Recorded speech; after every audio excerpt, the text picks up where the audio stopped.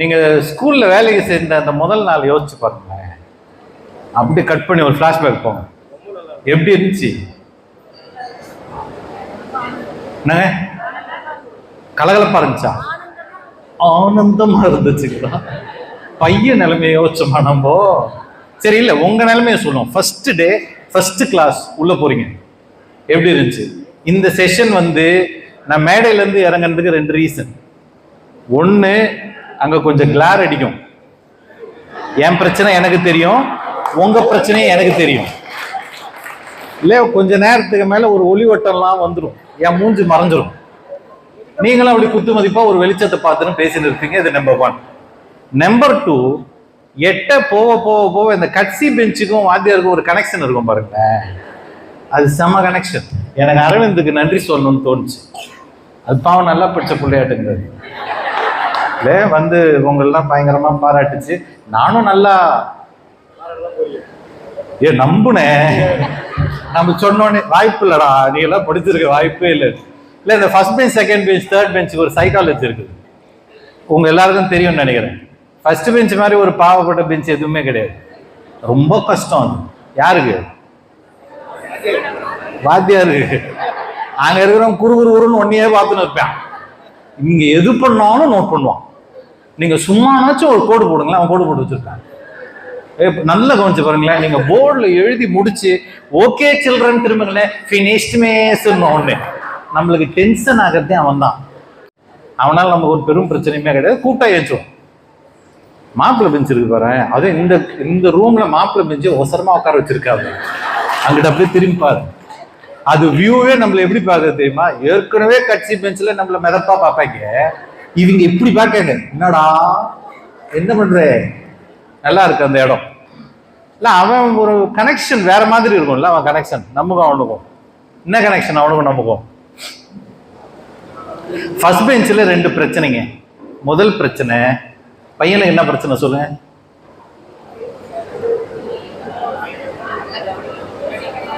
நல்லா அவன் கவனிச்சிருவான். ஃபர்ஸ்ட் பெஞ்சில் இருக்கிறவன் கவனிக்கிற மாதிரி நடிக்க மாட்டான். ஆக்சுவலி அது ஒரு சிக்கல் இருக்கு. அவன் உண்மையாவே கவனிப்பான்.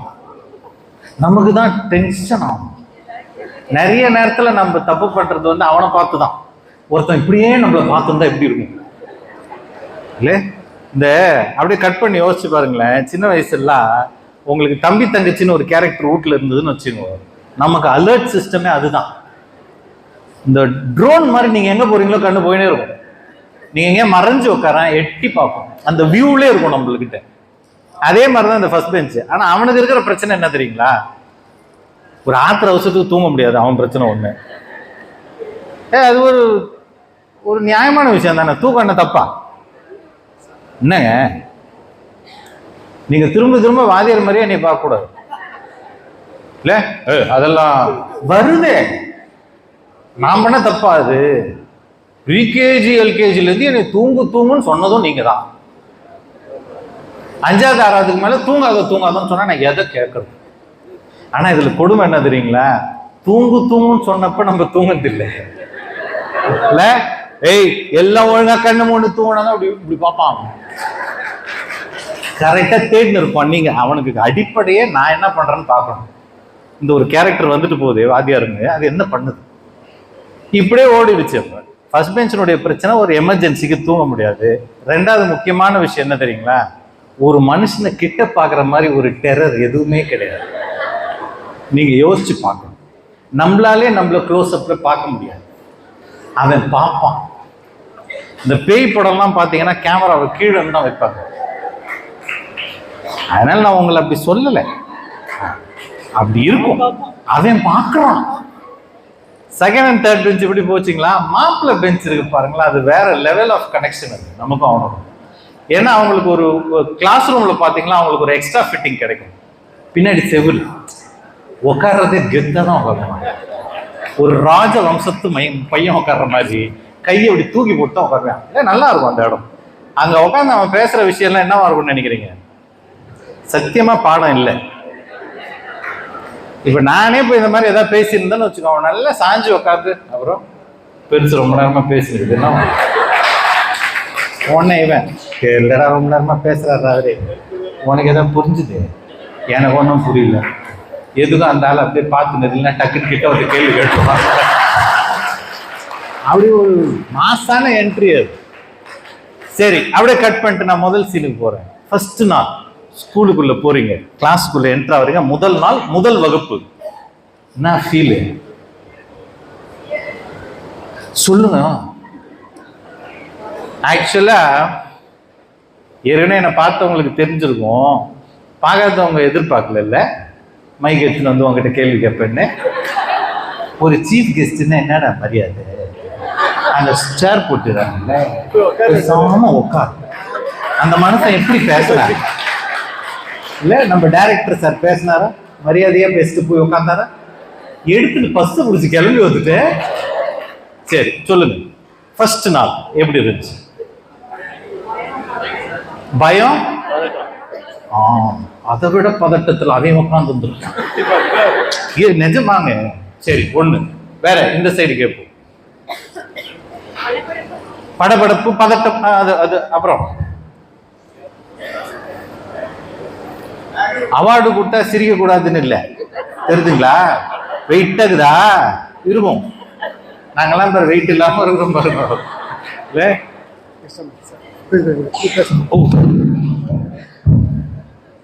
இதுதான் டென்ஷன் ஆகுறது நம்மள. ஆக்சுவலா ஜென்ரலாவே நான் வந்து செஷன்ல டென்ஷன் ஆகுறதுன்றது எனக்கு தான். கரெக்டா சாப்பிட்றதுக்கு முன்னாடி தான் என்ன விடுவாங்க. இன்னைக்கு ஒரு சந்தோஷம், எனக்கு அப்புறம் ஒருத்தவங்க உட்காந்துக்கிறாங்க. அவங்களாச்சு நீங்களாச்சு. சரிங்க, ரெண்டாவது விஷயம், அந்த கிளாஸ் ஃபர்ஸ்ட் நாள் கிளாஸுக்குள்ள போகும்போது உள்ள போன உடனே ஒரு அழகான ஃபீல் ஒன்று இருந்திருக்கும்.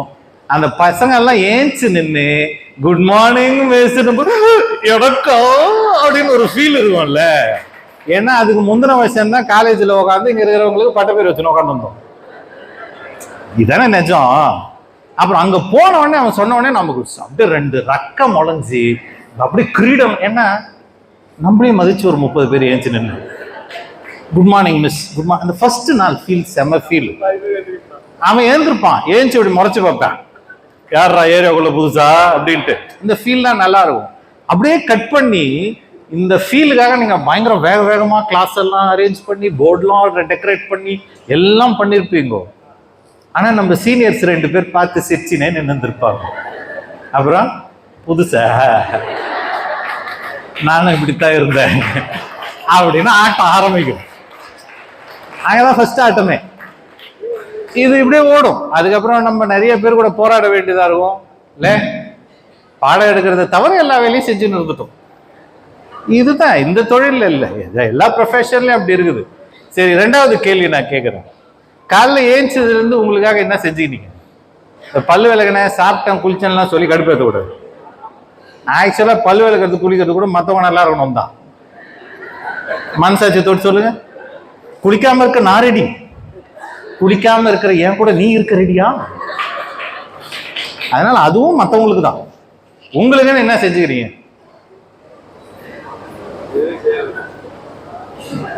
சும்மா ட்ரை பண்ணேன். ஒரு கேள்வி தானே, எனக்கு 1/2 மணி நேரம் தான் டைம் கொடுத்துருக்காங்க, அதுக்குள்ள முடிச்சிடணும். நான் இன்னைக்கு இல்ல, இன்னைக்கு இல்ல, ஜென்ரலா இல்ல. நானே போறேன் மைக்கு ஜென்ரலா. அண்ணா ஒரே நிமிஷம் உள்ள போயிட்டு வரேண்ணே. அப்பதானே நீங்க எங்க டீச்சர் தானே? தேங்க்யூ. புடிங்கக்கா, முதல்ல புடிங்கக்கா. அதுனா AK-47 துப்பாக்கா கொடுத்துக்கிறேன். சரி, ஒரு நாள்ல எனக்காக நான் இதை செஞ்சுக்கிறேன் அப்படின்னா என்ன செஞ்சுக்கிறேன்? ஏண்டா இவ்வளோ பேர் உட்காந்துருக்காங்க, தேடி பிடிச்சி ஏண்டா என்கிட்ட வந்த, நான் செவனேடுத்தனரா இருந்தேன், நீ அடிச்ச ஜோக்கு கூட நான் யோசிச்சு தானே சிரிச்சேன். இல்லக்கா, நீங்க ஆன்சர் சொல்ற வரைக்கும் ஃபில் பண்ணணும்னு ஒரு ஃபீலிங் ஓடினு இருக்குது. நீங்க சொல்லுங்க.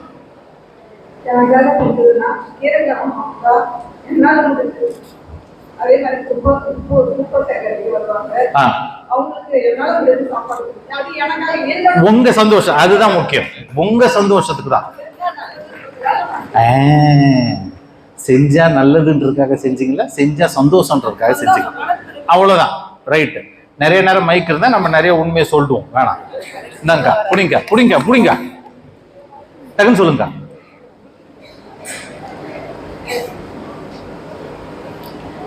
என்ன சொல்றது? Feel feel feel இட்கா.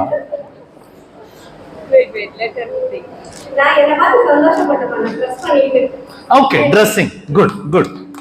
அண்ணே அண்ணன் கேட்ட வார்த்தையில் திட்டுவாரு என்ன? உட்காந்து சொல்லுங்க, உட்காந்து சொல்லுங்க. வாக்கிங் போறது, அது நீங்களா போறதா இல்ல டாக்டர் மிரட்டினாரா? என்ன ரெண்டு இருக்குது. இந்த டாக்டர் மிரட்டி நான் காலைல 2 கிலோமீட்டர் நடந்தாதான் அப்படின்னு சொல்லும் போது நம்ம திட்டினே நடந்துன்னு போவோம். அது நமக்காக இல்லை, உங்களுக்காக சந்தோஷமா. நீங்க அப்படி அவங்களுக்கு கொடுங்க, நீங்க அங்க கொடுங்க, சுத்தி வந்து என்கிட்ட கொடுத்துருங்க. ஒரு புத்தகம் படித்தல். இருங்க, நான் அந்த ஊர் பக்கம் போயிட்டு வராங்க, இல்ல அப்புறம் கெட்ட வார்த்தையில் திட்டுவாங்க. இருங்கக்கா, எதிர்பார்க்காதவங்க கிட்ட கொடுப்போம் நம்ம. இருங்க இதோ வரமா வரமா வரமா. கையை தூக்குறவனெல்லாம் விட்டுட்டு சும்மா இருந்த என்கிட்ட வந்து கொடுக்குறியடா. மைண்ட் வாய்ஸ் இல்ல இல்ல, நமக்கு அந்த மைண்ட் வாய்ஸ் தான் வேணும். அந்த ஃபீல் நல்லா இருக்கும் அப்படி பாக்குறது. சொல்லுங்க, உங்களுக்காக என்ன செஞ்சுக்கிறீங்க? சொல்லக்கூடியதை சொல்லுங்க. ஏன்னா நம்ம இனத்தை பத்தி எனக்கு தெரியும், சில விஷயங்கள் சொல்ல முடியாம தான் இருக்கும். ஒண்ணு செஞ்சுக்கிறது இல்லை. சரி, எனக்கு பிடிச்ச பிரேக்ஃபாஸ்ட் எனக்கு பிடிச்ச மாதிரி செய்யணும். நீங்க சாப்பிட்டுருவீங்க, மீதி இல்ல மீதி பேருக்கு ஒரு 2 பேர் தான். அப்ப அவர் வேற விதி கிடையாது, அவருக்கு இப்படி தாண்டாடே இப்படி தான் அக்கா ஆனா இருக்கிறக்கா அவர் செஞ்சுக்குவார். ஓ சந்தோஷம் சந்தோஷம். நீங்க வேணா யோசிச்சு பாருங்களேன், அண்ணன் இல்ல கொஞ்ச நேரத்தில் நீ செய்யறதே நான் சாப்பிட்றேன்னு பழகிடுவாரு. இல்லம்மா, அது அண்ணன்லாம் அப்படிதான் எனக்கு தெரியும். நான் ஒரு சின்னதா ஒரு லாஜிக் சொல்றேன் கேளுங்களேன்.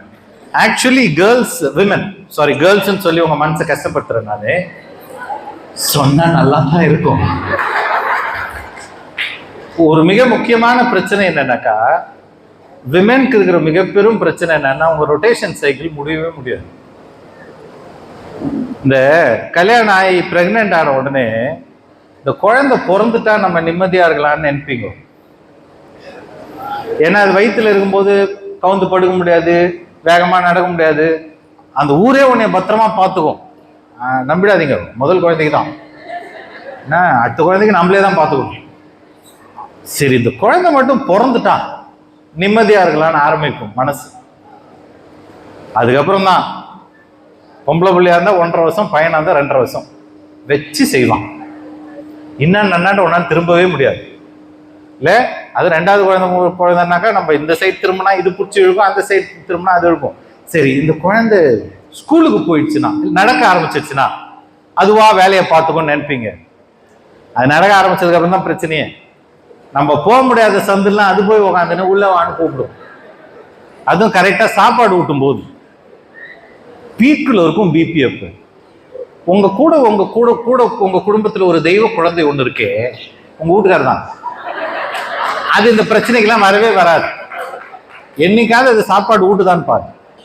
சாப்பாடு ஊட்டுச்சுன்னா அந்த தயிர் சாதத்துல கொஞ்சம் ரத்தம் கலந்துருக்கும்.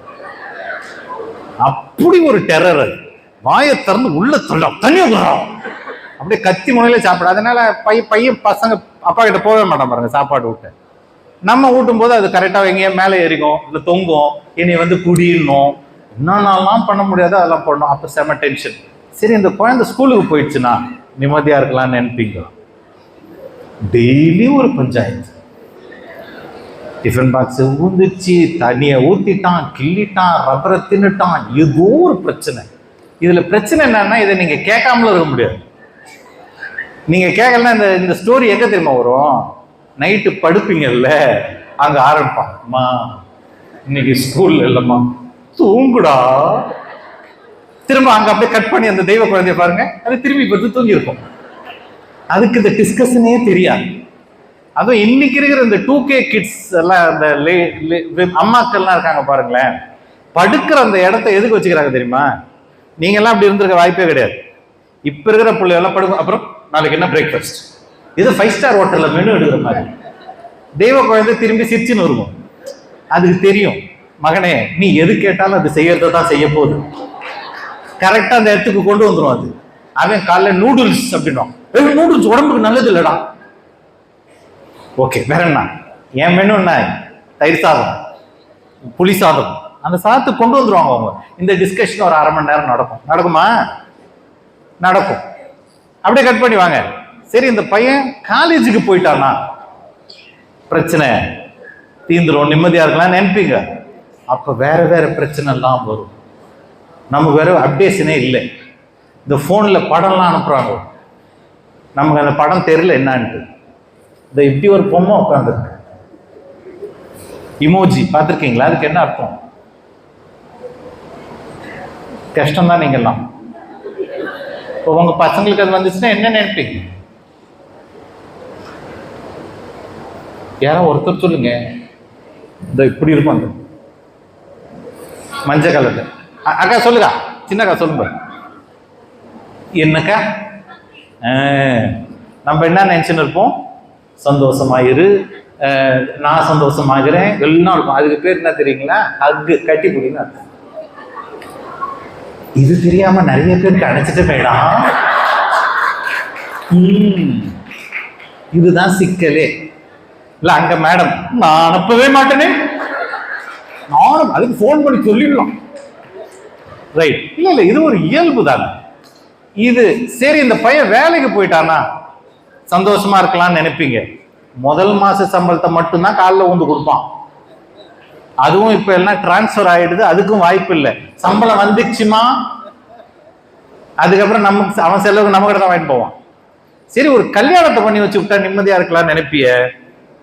ஒரு வருஷத்துல ஒரு குழந்தை எடுத்துன்னு வந்து கொடுத்து, அம்மா என்னை வளர்த்த மாதிரி இதை வளர்த்து கொடுமான்னு கொடுத்துருவான். நீ திரும்பி ஆட்டத்தை ஃபர்ஸ்ட்ல இருந்து ஆட வேண்டியதுதான். ஆனா இந்த எதுவுமே தெய்வ குழந்தையை பாதிக்காதுன்னு நினைக்காதீங்க. தெய்வ குழந்தைக்கு வேற ஒரு பிரச்சனை இருக்கு. நாங்க தான் நீங்க உடனே நாங்க அப்படியே ஜாலியாகிறோம் இல்ல, நாங்க எல்லாம் ஜாலியா இல்லை, அப்படி ஓடுது நம்ம லைஃப். ஏன் இந்த இடத்த நான் ரொம்ப ஸ்ட்ரெஸ் பண்றேன்னாக்கா, ஒர்க் லைஃப் பேலன்ஸ்னு ஒரு வார்த்தை இன்னைக்கு தலைமுறை பயன்படுத்தினே இருக்காங்க. குடும்பத்தையும் வேலையும் அப்படி பேலன்ஸ் சத்தியமா நடக்காது. நான் உங்களை டிமோட்டிவேட் பண்றேன்னு நினைக்காதீங்க, அது நடக்கவே நடக்காது. அதுக்கு முயற்சி பண்ணீங்கன்னா மாட்டிக்குவீங்க. இதோடைய லாஜிக் என்ன தெரியுங்களா? இந்த 2 இடத்துல ஏதாவது ஒன்றுத்துல செம்மையா ஜெயிச்சிங்கன்னு வச்சுங்களேன், இன்னொரு இடம் அட்ஜஸ்ட் பண்ணுங்க. லாஜிக் ரொம்ப சிம்பிள். எங்க அம்மா காலத்துல இதான் பண்ணியிருந்தாங்க. நான் தான் புதுசா படிச்சுட்டு பெரிய பெரிய பட்டம்லாம் வாங்கிட்டு திரும்பி அதே தான் பண்ணுகிறேன். ஒரு குழப்பமும் இல்லை இதுல. நீங்க நல்லா யோசிச்சு பாருங்க. பேலன்ஸ் பண்ணணுன்ற நடுவுல நின்னீங்கன்னு வச்சுங்க, இங்கேயும் ஜெயிக்க முடியாது, இங்கேயும் ஜெயிக்க முடியாது. நம்ம பாதி பேர் அப்படித்தான் நின்ன இடத்துலயே நின்னுக்கிறோம். ஒரு இடம் விடுங்க, நானும் தெளிவா இருக்கிறேன். எப்படி நம்ம வேலையில ஜெயிக்க முடியாது, காலில் ஊந்துருவோம். இல்லை, ஒரு சிக்கல் கம்மி இல்லை. ஏன்னா நம்ம கோச்சிக்காதீங்க. நீங்களே ஹவுஸ் ஒய்ஃபா ஒரு ஒரு குடும்பத்துக்குள்ள பார்க்கும்போது, இன்னைக்கு போய் நம்ம இந்த மாதிரி ஒரு அவார்டு நான் வாங்கின வீட்டுக்கார மாட்டேன் எடுத்துன்னு போய் காட்டுறேன், இன்னைக்கு நான் ஒரு பயங்கரமான அவார்டு வாங்கியிருக்கேன், அவ்வளோ கும்பல் எல்லாமே கை தட்டினாங்க அப்படின்போது, சரி சரி நான் குழம்பு வைக்கட்டுமா சாம்பார் வைக்கட்டுமாண்ணா? ஏமா அப்படிப்பா அவங்க பிரச்சனை குழம்பு வைக்கிறது, சாம்பார் வைக்கிறது. ஏன்னா அது ரொம்ப கஷ்டம். இந்த காலையில டிஃபன் செஞ்சுட்டு மதியானத்துக்கு குழம்பு வைக்கிறதுக்குன்னு ஒரு ஐநா சபையை கூட்டம் பாரு மனசு. கரெக்டம்மா? எந்த குழம்பு வச்சாலும் நேற்று வச்ச மாதிரியே இருக்கும் இல்ல? நீங்க திரும்பி தெய்வ குழந்தைகிட்ட போய் கேளுங்களேன், ஏன் மதியானத்துக்கு என்ன செய்யட்டும்னு. அது தெய்வம் அருள் செய்யும், உனக்கு என்ன தோன்ற செய்ய. ஏன்னா அது பிரச்சனை என்னன்னா, நான் ஏதாவது கேட்க போய் அந்த பொருள் வீட்டுல இல்லைன்னு வச்சுக்கோ, நான் தான் பை தூக்கின்னு கடைக்கு போறேன். அது நீ இருக்கிறத செஞ்சிரு. இல்லை, ரொம்ப ஈஸியா போயிடுச்சு இல்லை லைஃப், ரொம்ப ஈஸி. நீ செய்யுமா. இதுல வேற இப்போ அடுத்த தலைமுறை, நம்ம பெரியவங்க எல்லாம் அவ்வளவு கிடையாது, அடுத்த தலைமுறை இன்னும் ரொம்ப டென்ஷன் படுத்துது. ஏதாவது யூடியூப்ல பார்த்துடுது. அதாவதுங்க நியாயம் என்ன, ஒரு சாப்பாடை செஞ்சு நான் ஒரு 4-5 வாயாவது எடுத்து வைக்கணும். அதுக்கு நான் அடாப்ட் ஆகும். இதுதான் அப்படின்னு எனக்கு தெரியணும். வச்சுட்டு கை வச்சுரு, நல்லா இருக்கா? நீ செஞ்ச நல்லா தான் இருக்கும் இல்ல? இப்படியே ஓடுது நம்ம. தோழர், ஒரு மிக சரியான செய்தி என்ன தெரியுமா? இங்க நம்ம எல்லாமே மிக பெரும் ஸ்ட்ரெஸ்ல இருக்கிறது காரணம் சொல்லட்டுமா? நானு பெரிய காரணமே ஒன்றும் இல்லை, தெரியாம ஒரு முகமுடியை போட்டோம், அதை கேட்ட முடியல. கரெக்டா? நான் நல்லவன் மாதிரி இருக்கணும்னு என் ஒய்ஃப் கிட்ட ஒன்று போட்டேன் பாருங்க, 30 வருஷமா கேட்டு முடியும். ஒரு கட்டத்துக்கு மேல அதான் என் மூஞ்சி நம்பினுக்கிறேன். இல்ல அப்போ ஃபர்ஸ்ட் போடுற முகமொழி ரொம்ப ஜாக்கிரதையா போடணும், அது நம்மள்தான் இருக்கும். இல்லை நம்ம இன்னொன்று எடுத்து போட்டுறோம். வேலைக்கு வரும்போதே கூட பாருங்களேன், சஸ்டைனபிலிட்டின்னு ஒரு விஷயம், இப்போ டுவர்ட்ஸ் பர்ஃபெக்ஷன் ஒரு வார்த்தை சொன்னார். பர்ஃபெக்ட் அப்படின்றது மிக ஸ்ட்ரெஸ்ஸான விஷயம் ஆக்சுவலி. அடுத்து மிக பெரும் பிரச்சனை இன்னைக்கு தலைமுறையில நம்ம வைக்கிறது என்ன தெரியுங்களா? சமூக வெற்றின்னு ஒரு விஷயத்தை வச்சிடறோம். தனி மனுஷ வெற்றியை நம்ம கொண்டாடுறதே கிடையாது. கொண்டாடுறோமா? கிடையவே கிடையாதுண்ணே. நீ காலைல ஏஞ்சடா, நல்லா ஸ்டார்டடா, செம்ம மாசு, போ அடுத்த வேலையை பாரு அப்படின்னு நான் கொண்டாடவே இல்லை. ஆனா சமூக வெற்றின்னு ஒண்ணு இருக்குது பாருங்க, அதை நோக்கிய கொண்டாட்டங்கள் அதிகமா இருக்கு. இதுதான் எனக்கு பெரும் ஸ்ட்ரெஸ்ஸே. வேற பெரிய டென்ஷன் ஒண்ணுமே கிடையாது. 3 விஷயம் சொல்லிட்டு நான் தொகுத்துடுறேன், என்னுடைய நேரம் ரொம்ப குறைவாகுது.